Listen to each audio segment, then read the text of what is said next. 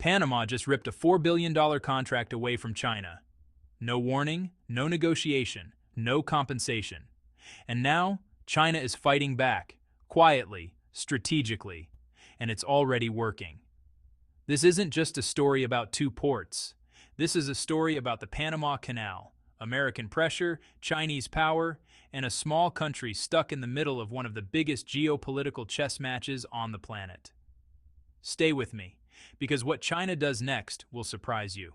Part 1. The little country that controls the world's shortcut. Let's start with some geography, because the geography here is everything. Panama is a thin strip of land sitting at the bottom of Central America. It borders Costa Rica to the west and Colombia to the east. In terms of size and population, it barely registers on the global scale. There are cities in China, India, and the United States with more people than the entire country of Panama. But Panama has something that most countries on Earth would trade almost anything to possess. It controls the Panama Canal. Stretching approximately 80 kilometers from shore to shore, the Panama Canal is one of the most consequential pieces of infrastructure ever built by human hands. It connects the Pacific Ocean to the Atlantic, and in doing so, it fundamentally reshapes how global trade flows. Before the canal existed, a ship traveling from New York to Los Angeles had only one option: sail all the way down the eastern coast of South America, round the treacherous waters of Cape Horn at the continent's southern tip, and then travel all the way back up the western coast to reach California. That journey added roughly 15,000 kilometers to the voyage. The Panama Canal eliminated that detour entirely. Today, roughly 13,000 vessels pass through the canal every single year. That represents somewhere between 5 and 6% of all global maritime shipping volume, a staggering share for a waterway that is less than 100 kilometers long. Approximately 180 distinct maritime shipping routes rely on the canal, connecting around 170 countries and reaching close to 1,920 ports across the world. The cargo moving through this waterway reads like a shopping list for modern civilization: oil, liquefied natural gas, grain, containerized consumer goods, mineral resources. The energy supply chains of multiple nations depend on this passage functioning reliably. And financially, the canal is a cash machine unlike almost anything else in the world. It generates close to $5 billion in annual toll revenue alone, with net profits hovering around $3 billion per year. Panama doesn't manufacture much. It doesn't export massive quantities of commodities. But as long as ships need to move between the world's two largest oceans, Panama has a guaranteed income stream that almost no economic shock can fully disrupt. That is why the Panama Canal is regularly described as the engine of global trade, and why the two ports sitting at its entrances have become the center of one of the most explosive geopolitical confrontations of 2025. Part 2. The ports that nobody was talking about. Here is the part of the story that most international news coverage tends to rush past. There are two major ports positioned at the entrance points of the Panama Canal. One sits on the Pacific side, the port of Balboa. The other sits at the Atlantic entrance, the port of Cristobal. Together, they function as the operational gateway to the canal itself. Every vessel entering or exiting the waterway passes through their zone of influence. Look at a map and you immediately understand their strategic significance. These two ports sit like a pair of hands wrapped around the canal's throat. One at each end, controlling the flow of everything that passes through. For nearly 30 years, both ports have been operated by C.K. Hutchison Holdings, a Hong Kong-based multinational conglomerate with port operations spanning dozens of countries across multiple continents. The relationship began in 1997 when C.K. Hutchison secured a 25-year concession agreement to manage both facilities. The contract included an automatic renewal clause, meaning that upon expiration, the operating rights would extend by another 25 years without requiring renegotiation. Under the original timeline, That would have kept C.K. Hutchison in control of both ports through at least 2047. From the very beginning, C.K. Hutchison didn't treat this as a passive management contract. They invested heavily and systematically. The initial capital commitment stood at approximately $1.5 billion US, directed toward terminal construction, equipment upgrades, expanded dock capacity, and full system modernization. As port technology evolved and container shipping grew more sophisticated, C.K. Hutchison invested an additional $2.5 billion in automation and infrastructure upgrades. Total cumulative investment across the entire 30-year period, roughly $4 billion US. The results of that investment are measurable. The two ports now handle a combined annual throughput of approximately 8 million TEUs, standard shipping container units, making them among the largest port clusters in Central America and the dominant container handling hubs at both ends of the Panama Canal. In terms of employment, the ports have directly created around 9,000 local jobs, with tens of thousands more in the indirect economy that has grown around them. Port-related taxes, logistics services, and insurance revenues have become structural components of Panama's broader canal economy. For 3 decades, this was considered a textbook example of successful foreign investment. A private company building world-class infrastructure, creating jobs, generating tax revenue, and running an efficient operation that benefited both parties. Then, without warning, everything changed. Part 3. The ruling that shocked everyone. On January 29th of this year, Panama's Supreme Court issued a ruling that sent shockwaves through international business and diplomatic circles. The court declared that C.K. Hutchison's operating contracts for both ports contained constitutional violations. Based on that ruling, the Panamanian government moved immediately to revoke the concession rights and reclaim full ownership and operational control of both facilities. No prior warning had been given to C.K. Hutchison. No compensation framework was established. No negotiation process was offered. The company that had spent 30 years and $4 billion building these ports into world-class facilities was simply told, "Your contract is void. Hand over the keys." The international business community reacted with visible alarm, not just because of what had happened to C.K. Hutchison specifically, but because of what this kind of ruling signals about the security of long-term foreign investment anywhere in the world. If a company can spend 30 years and billions of dollars developing infrastructure under a legally binding concession agreement, with an automatic renewal clause already triggered, and still have that agreement voided overnight by a court ruling, what does that mean for every other foreign investor in every other country watching this unfold? But to understand why Panama's Supreme Court issued this ruling, you cannot look at Panama in isolation. You have to look north, specifically to Washington. Part 4. The American Shadow. This story doesn't begin in Panama City. It begins in many ways on the campaign trail. During his 2024 election campaign, Donald Trump made a claim that many people initially dismissed as political theater. He declared publicly that the Panama Canal was an important American national asset, and implied strongly that the United States needed to reassert its influence over the waterway. That claim landed differently in January 2025. At a press conference shortly before his inauguration, Trump was asked directly whether he would rule out using military force to reclaim control of the Panama Canal. He did not say no. Instead, he pivoted to emphasizing that the United States needed to regain control of the canal, leaving the question of how deliberately unanswered. Then, at the inauguration itself, traditionally a moment for broad statements about national values and domestic priorities, Trump returned to the Panama Canal multiple times. He connected it explicitly to China, arguing that Chinese influence over port operations at both ends of the canal was a direct threat to American strategic interests. His argument followed a specific logic. With U.S. Navy assets concentrated on both the Atlantic and Pacific coasts, control of the Panama Canal represents a critical military asset. the ability for Eastern and Western naval forces to support each other in the shortest possible time frame in a crisis scenario. From a commercial standpoint, whoever effectively controls the canal's entrances exercises significant leverage over one of the world's most critical trade corridors. In Trump's framing, Chinese companies operating ports at both ends of that canal was simply unacceptable. But pressure from Washington didn't remain at the level of speeches and press conferences. It took more direct forms.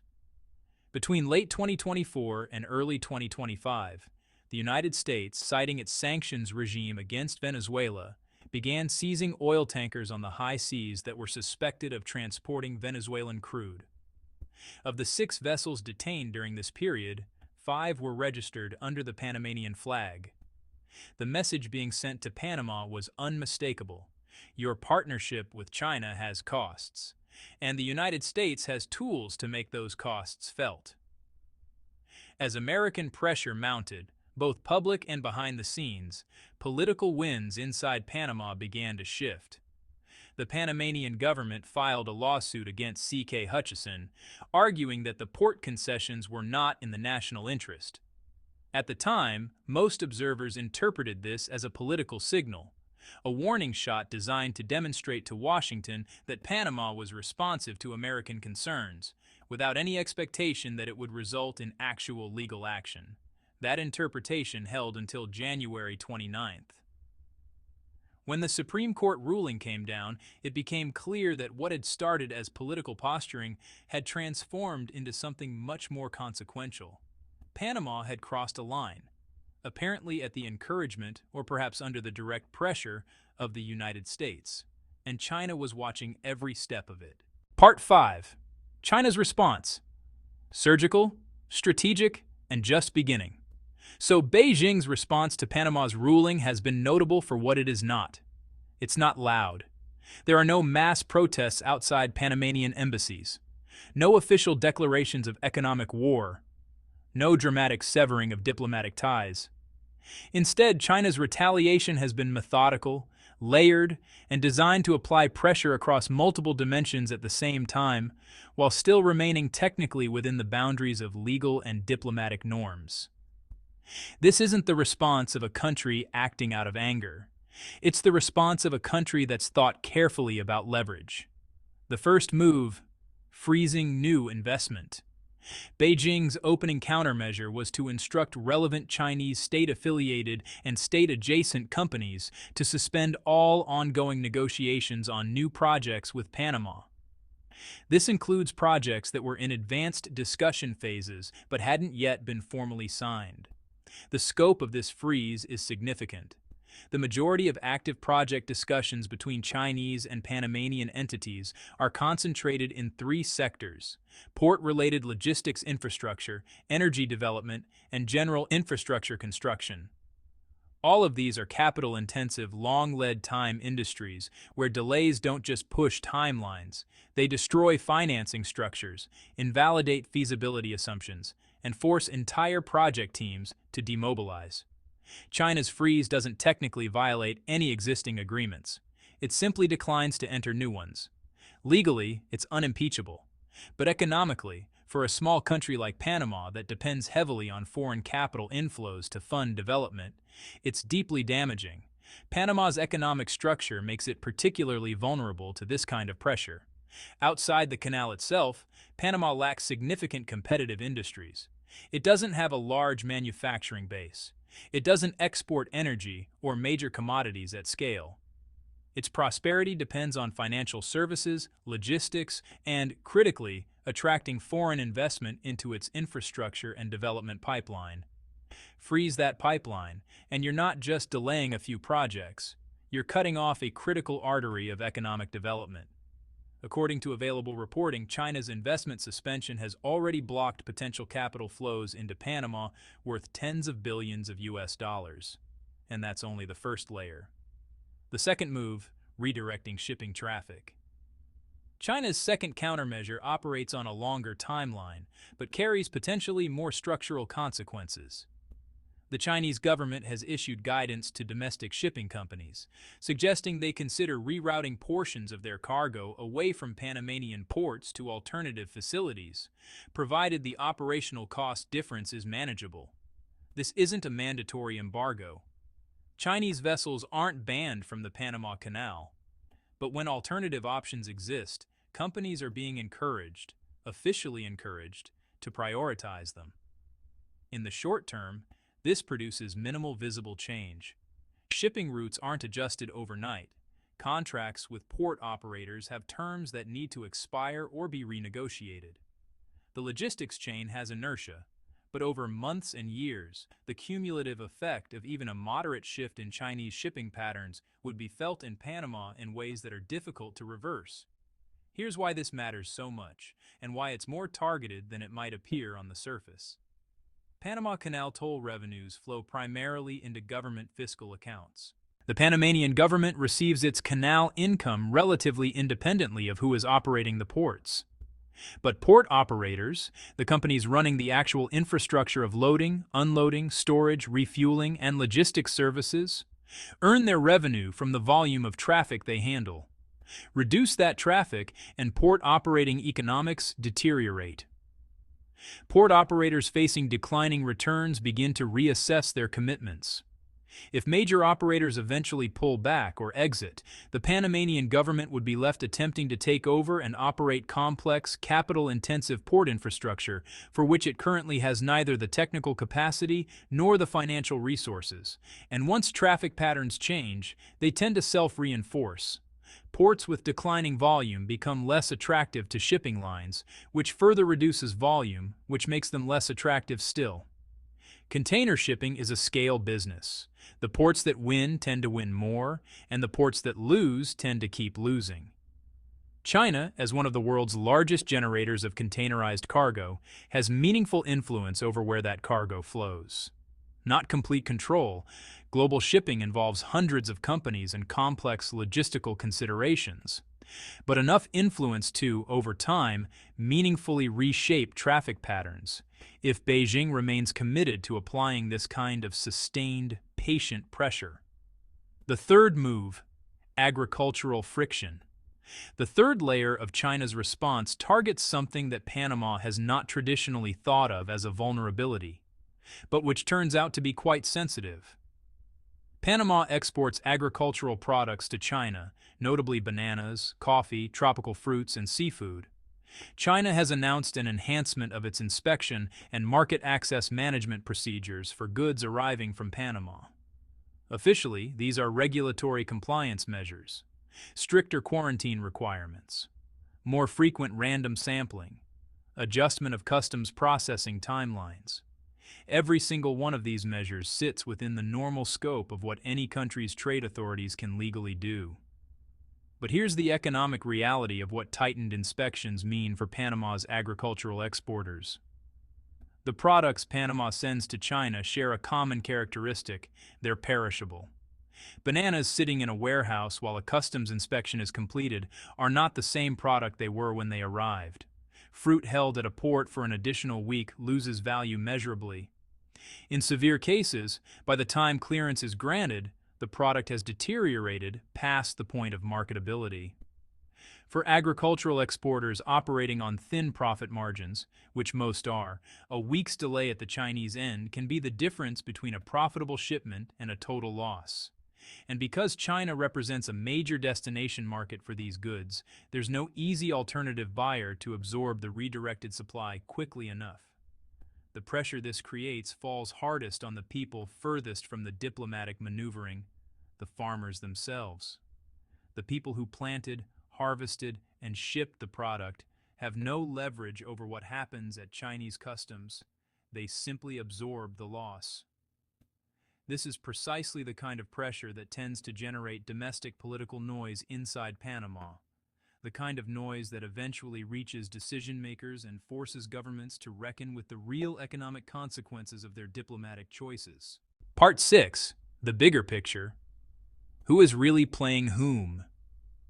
Step back from the specific details of ports and inspections and agricultural exports, and a larger question comes into focus. What is Panama actually trying to accomplish here? The most charitable interpretation is that Panama, as a small, economically limited country caught between the world's two largest powers, made a calculated decision that proximity to American preferences was safer than proximity to Chinese investment, at least in the short term. The United States, after all, remains Panama's most important commercial partner and its most significant security guarantor. The canal's construction was an American project. American forces controlled it for decades, and even today, the United States retains a kind of informal but real influence over Panama's political direction that no other foreign power can match. When Trump's administration made clear that it viewed Chinese port operations in Panama as a strategic threat, and when the detention of Panamanian-flagged vessels demonstrated that American pressure could be translated into direct economic consequences, Panama's government may have concluded that acceding to American demands was the path of least resistance. But the problem with that calculus is that it underestimates what China's sustained economic response looks like over a multi-year horizon. Panama's economy is small enough, and its dependence on foreign investment deep enough, that a sustained Chinese withdrawal from new projects, combined with even modest diversion of Chinese shipping traffic, could produce economic pressures that eventually rival or exceed whatever benefits came from accommodating Washington. The Panamanian government is, in effect, attempting to satisfy one major power while managing the consequences of alienating another. That is an extraordinarily difficult balance to maintain for a country with Panama's limited economic and diplomatic resources. There's also the broader precedent this situation sets. When a host country revokes a foreign company's investment contract without prior warning, without compensation, and without negotiation, after that company has operated under a legally valid agreement for 30 years, every other foreign investor in every other country takes note. The $4 billion that C.K. Hutchison invested in Panama was invested under a set of contractual assurances that the Panamanian Supreme Court just declared null and void. Every company currently operating under concession agreements anywhere in Latin America, or anywhere in the world, frankly, is now looking at Panama and asking themselves, could this happen to us? That kind of reputational damage to Panama's investment environment doesn't dissipate quickly. It takes years, sometimes decades, to rebuild the confidence of international investors once a government has demonstrated willingness to void major contracts under political pressure. Panama may have won a short-term diplomatic victory with Washington, but the long-term costs of how it achieved that victory are still being calculated. Part 7. What happens next? So where does this go from here? China's current countermeasures are calibrated, painful enough to be felt, restrained enough to avoid triggering a formal escalation. This appears to be deliberate. Beijing seems to be signaling that it has significantly more leverage available if it chooses to deploy it, while leaving Panama a path back toward negotiation. The investment freeze could be lifted. The shipping guidance could be quietly revised. The agricultural inspection regime could return to baseline. All of these measures are reversible if Panama demonstrates willingness to find a solution to the C.K. Hutchison situation that acknowledges China's legitimate grievance over the contract revocation. What that solution looks like in practice is genuinely unclear. C.K. Hutchison has not publicly indicated whether it intends to pursue international arbitration over the lost concession. The Panamanian government has not offered any compensation framework, and the United States, which helped create this situation, has no particular incentive to help resolve it. The most likely near-term scenario is a period of sustained, grinding economic pressure on Panama as China's countermeasures accumulate and compound. The investment freeze delays projects. The shipping guidance gradually shifts traffic patterns. The agricultural inspections create friction in the export chain. None of these individually breaks Panama, but together, over a period of 12 to 24 months, they create a sustained headache that Panama's government will eventually need to respond to.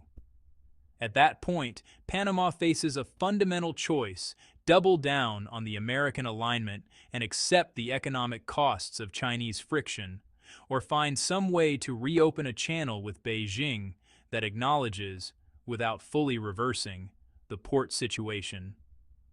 Neither option is comfortable. Both carry political risks at home and abroad. Panama walked into this situation believing it was managing a controlled diplomatic maneuver.